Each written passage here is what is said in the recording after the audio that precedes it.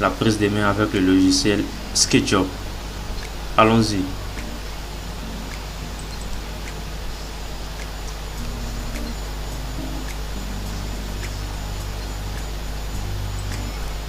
Alors voilà comment se présente l'interface du logiciel SketchUp. Il va grandir un peu pour que vous puissiez voir. Et vous voyez ici, vous avez besoin d'une partie des défis simples. Puis en bas, en gris, il y a mètre. À côté, architecture qui est en centimètres. Simple encore qui est en pouces. Architecture qui est en pouces. Architecture qui est en millimètres. Et architecture qui est en mètres. Et puis en bas, vous allez voir fichier récent. Fichier récent, ça concerne le fichier que vous avez déjà fait.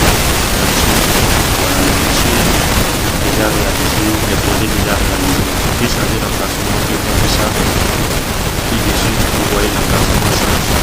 Et puis dessus, on peut voir les tailles. Voilà, on peut voir les tailles à côté. C'est 12, ça fait 9 mégabits. C'est pour ça que c'est mégabits.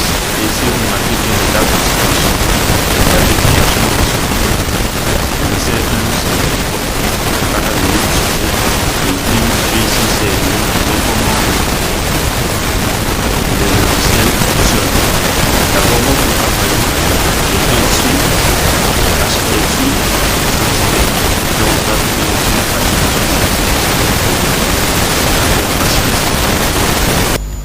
et voilà, quand on entre dans SketchUp pour la première fois, voilà la page d'accueil.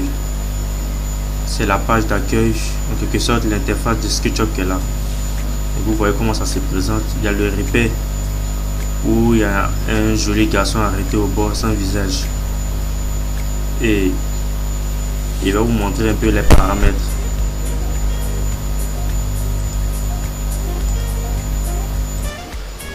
Alors, premièrement, vous avez fichier en haut à gauche.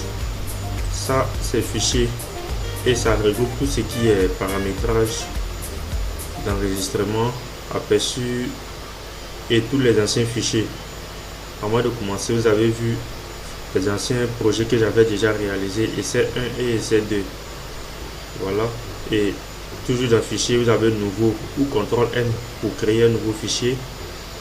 Puis en bas, il y a ouvrir pour aller prendre les fichiers déjà réalisés. Il y a enregistrer. Tout d'abord, pour commencer un projet, il faut passer par là, c'est-à-dire quoi, enregistrer. On peut passer par CTRL S ou aller dans fichier et puis enregistrer. Et enregistrer sous pour convertir les différents fichiers de SketchUp. Enregistrer comme modèle type. Bon, ça au fur et à mesure, vous allez voir. Envoyer dans Layout. Rappelez que Layout est un fichier de, je vais dire, rendu de SketchUp. Mais c'est pas ça le but du sujet. Descendons encore plus bas. Et en bas, vous avez 3D Warehouse. 3D Warehouse, c'est l'endroit, c'est le site où se trouve la bibliothèque du logiciel SketchUp. Voilà. Dans les jours à venir, vous allez voir comment ça fonctionne. Il y a Trimble Connect. Vous voyez Trimble Connect, ouvrir un modèle, il y a plusieurs choses ici. Import, export, ça va venir après. Import, par exemple, importer, c'est aller chercher un élément de la bibliothèque pour venir l'installer dans le logiciel. Export également, c'est aller chercher un modèle 2D ou 3D, ça dépend de vous. Configuration de l'impression, ça c'est quand on veut imprimer un fichier sur le logiciel SketchUp. Bon, je crois que pour la première partie ça va déjà. Ici il y a édition. Édition par exemple, c'est pour annuler, pour rétablir un pas déjà fait. Il y a couper, copier, ce sont aussi des raccourcis au fait. Ce sont des raccourcis que vous devez connaître au fur et à mesure qu'on va travailler. Vous allez voir qu'il n'y a rien de compliqué, il n'y a rien de magique. C'est tellement simple. Juste à côté, il y a affichage. Dans affichage, il y a bas d'outils. Et c'est avec ça qu'on beaucoup travailler. Parce qu'il y a beaucoup de paramètres qui sont cachés dans cet onglet-là. Si je clique dessus, bas d'outils, vous voyez tous les paramètres de ce logiciel qui permettent de faciliter le travail. Ils sont Ok, si je clique sur bac à sable, vous allez voir ce qui va apparaître. Bac à sable, vous voyez ça. Bac à sable, c'est pour faire les différents niveaux, on peut dire les différents niveaux des terrains. Voilà, les différents niveaux des terrains. Vous voulez un terrain plat, un terrain arrondi, un terrain avec des pentes. C'est avec ça que vous allez travailler. Le gauche. Balise. Il y a également banque. Banque, quand on dit banque là, c'est une bibliothèque au fait. Voilà.